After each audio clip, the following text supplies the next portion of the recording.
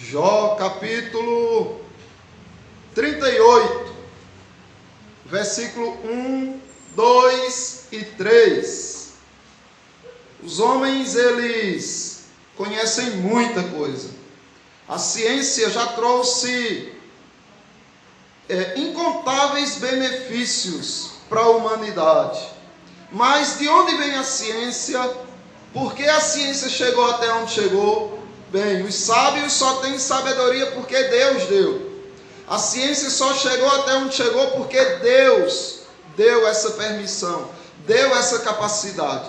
Então a ciência nunca será inimiga da palavra de Deus. Nunca. Por quê?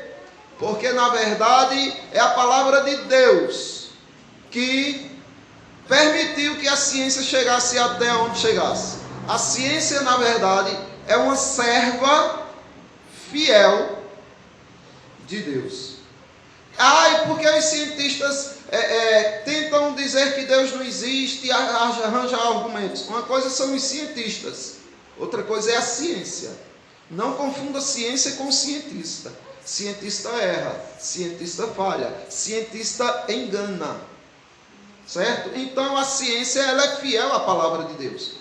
E nunca, jamais a ciência mostrará algo que desfaça a palavra de Deus. Pelo contrário, sempre que a ciência se aprofunda em algo, confirma alguma coisa na palavra de Deus.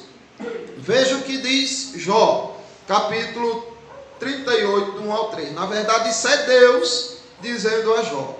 Depois disso, o Senhor, do meio de um redemoinho, respondeu a Jó: quem é este que escurece os meus desígnios com palavras sem conhecimento?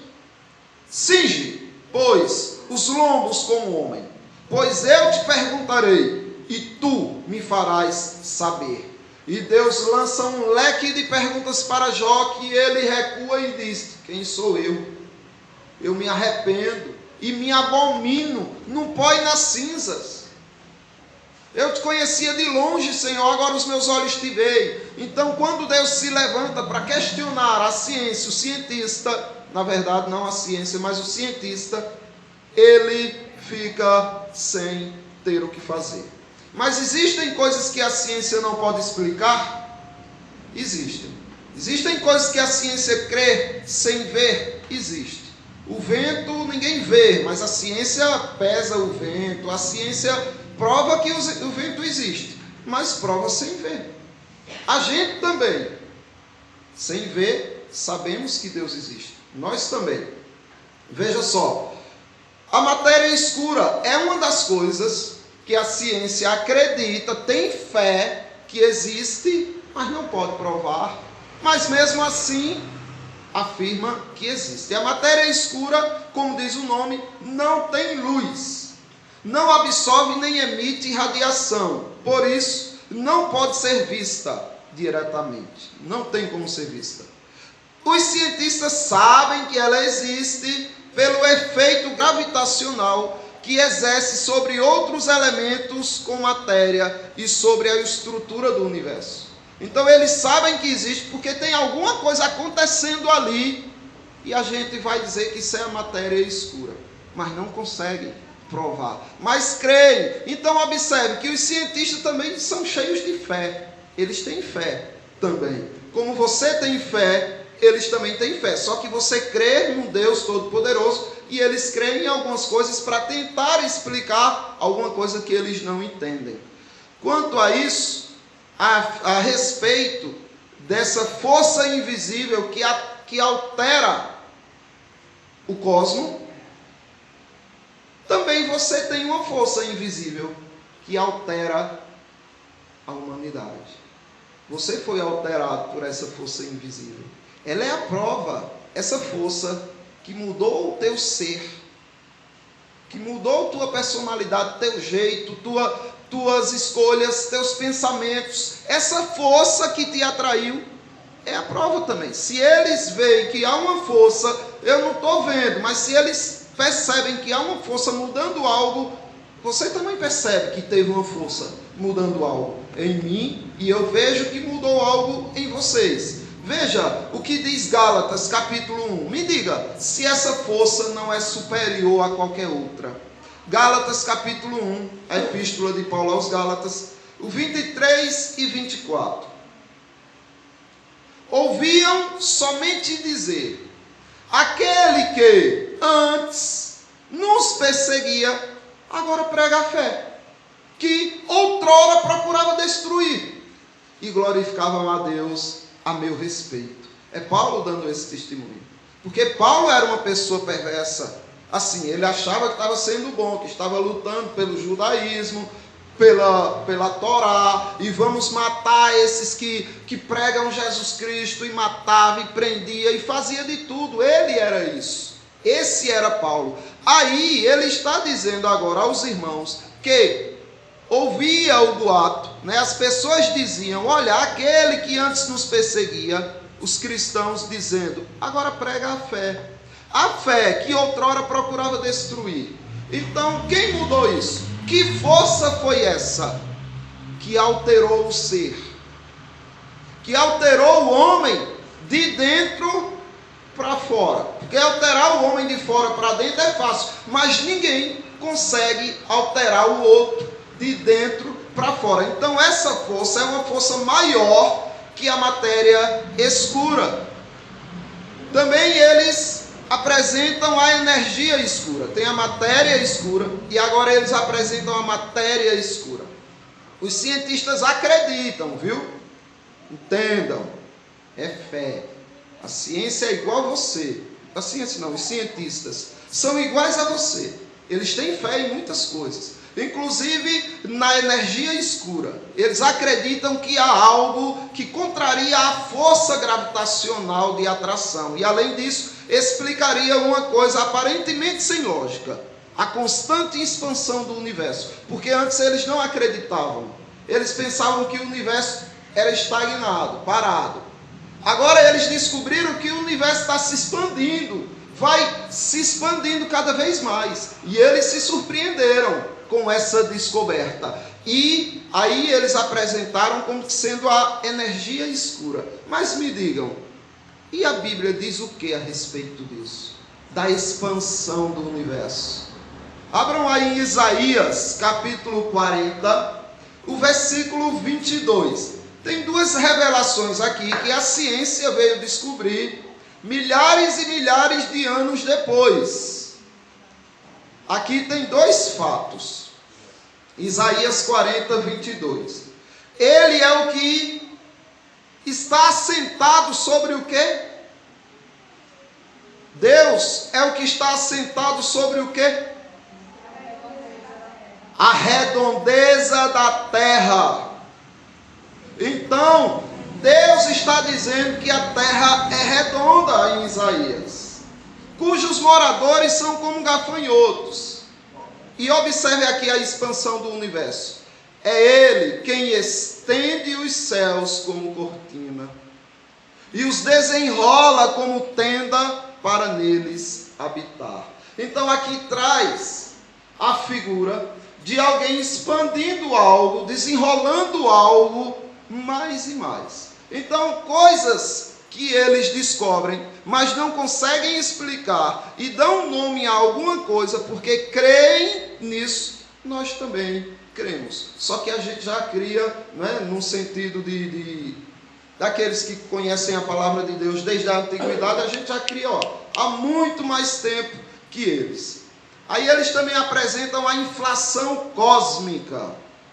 A inflação cósmica explica esse fenômeno, não é, de expansão também. Mas a teoria sugere que essas partes chegaram a formar uma unidade e que, menos de 1 bilionésimo de segundos depois do Big Bang, o universo sofreu um crescimento exponencial que as separou a uma velocidade superior à da luz devido à expansão espaço-temporal.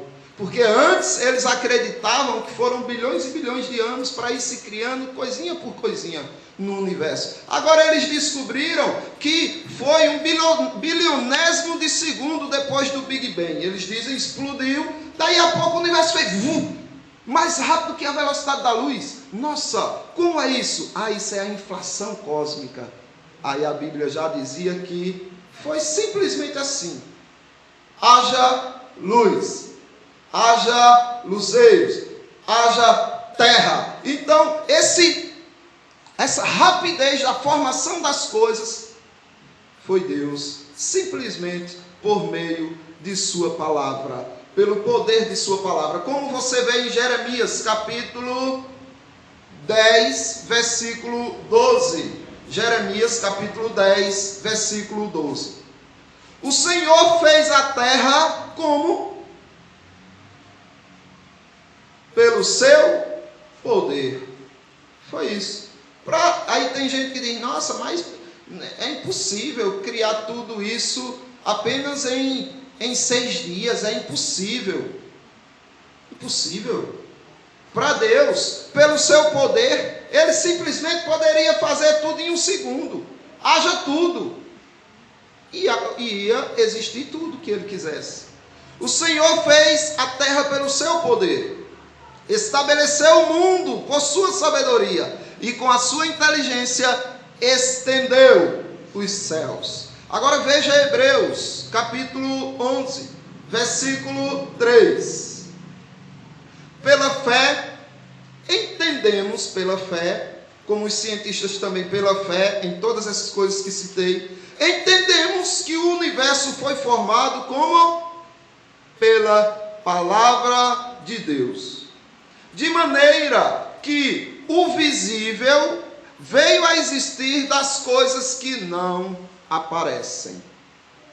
Pois é, meus irmãos, assim é Deus explicando por que as coisas surgiram tão rápidas como a ciência descobriu. E o destino do universo?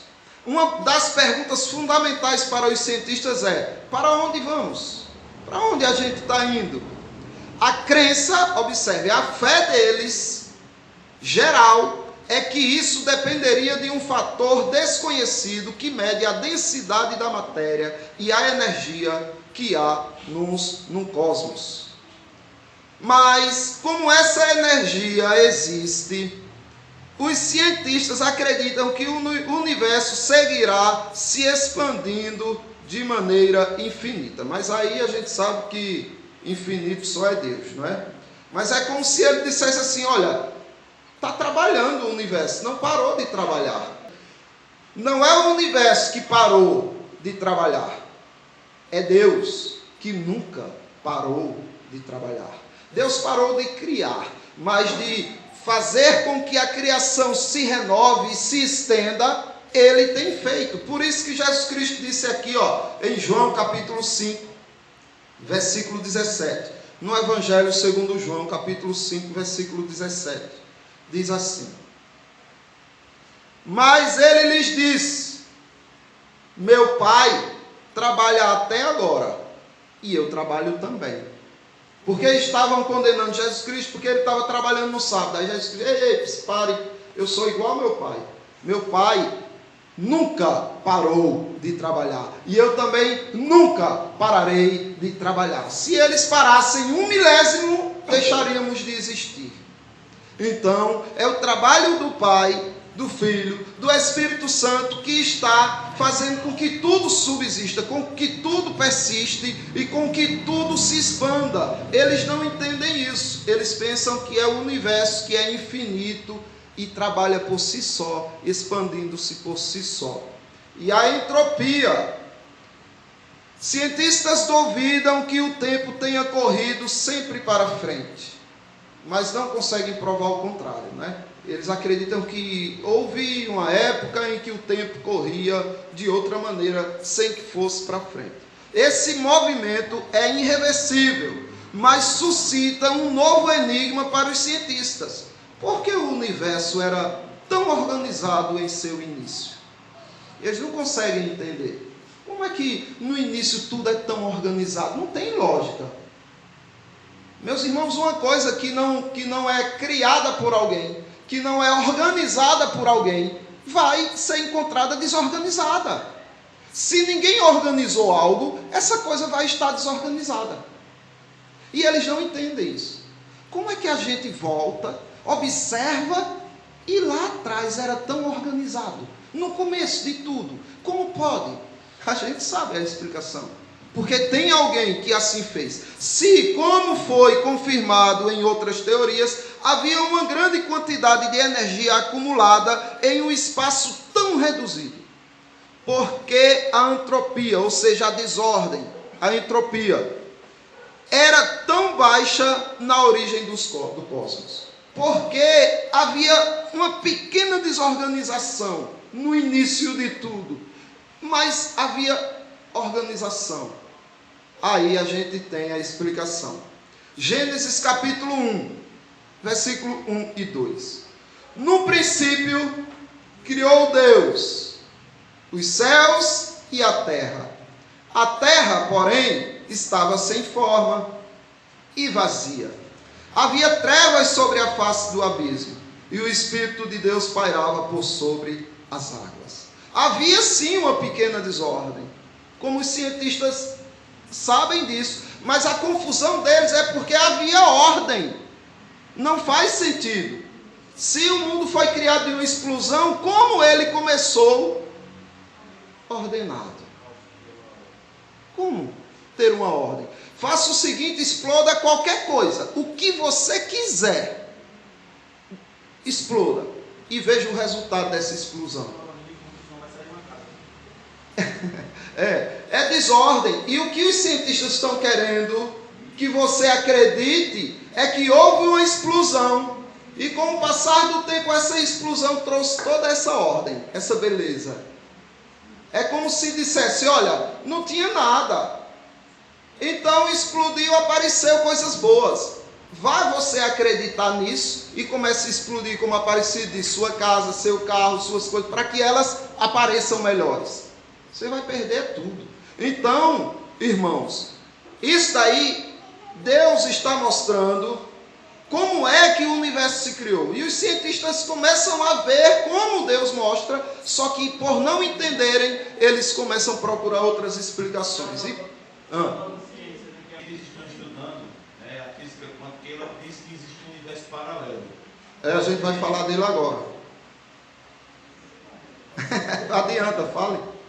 Aí eles provam que o dedo, pronto, uma unidade de CD, essas mídias que a gente utiliza, que elas são do nada, por exemplo, essas ondas sonoras, que a gente, por exemplo, liga o celular e assiste, através do YouTube, o próprio CD ele prova que existe um Deus. O próprio Albert Einstein, também nesses estudos, ele coloca um quadro que ele coloca 0, 0, 0, 0, 0, 0, 0, 0, 0, e não tem fundamento só 0, 0, 0. Aí bota um na frente e diz que se não tiver uma unidade, que é Deus. Não faz sentido. Não faz sentido. Isso aí, veja, os universos paralelos, a ciência acredita nisso, mas ela prova como? Mas ela tem fé. Por que então os cientistas vão rir de vocês? Porque vocês têm fé. Se a fé de vocês é mais sólida, mais lógica, mais fundamentada do que a fé do nada deles. Veja, universos paralelos. Nada nos garante que o universo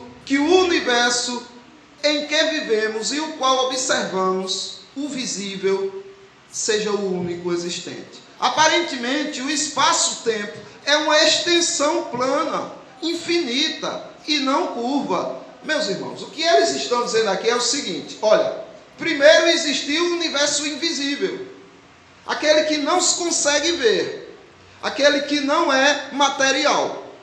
E depois apareceu o universo visível. E o que é que nós lemos há pouco? Cremos que as coisas visíveis vieram das invisíveis. Aí ele está dizendo que daí foi uma extensão. Do invisível se estendeu o visível. Muitos cientistas defendem a hipótese de que é possível que o que chamamos de universo seja somente um entre outros infinitos espaços. Só que a gente sabe que existe o universo há muito tempo. antes deles. A gente sempre soube que existe um universo paralelo. Jesus Cristo falou dele em várias situações. Quero citar só uma aqui. Mateus capítulo 18, versículo 10. Vede, não desprezeis a qualquer destes pequeninos, porque vos afirmo que os seus anjos nos céus veem incessantemente a face de meu Pai Celestial. Então, um de vocês tem vários anjos cuidando de você. Então existe um universo aqui, um universo paralelo, aqui conosco, que é maior que o nosso, que é mais sublime que o nosso, mais glorioso que o nosso. Existe, a ciência sabe que existe, não esse, eles não acreditam, mas sabem que existe um outro por aí. Por quê? Porque não tem como não ser. Então nós temos que crer assim. Preferimos a nossa fé, não é que ela sabe, vai direto àquilo que de fato é real. Alguma dúvida, irmãos? Questionamento, acréscimo? Então terminamos com ali 2 minutos de atraso e aqui 6. Eu vou ficar com aquele dali para não ficar muito feio para nós, tá? Deus abençoe os irmãos.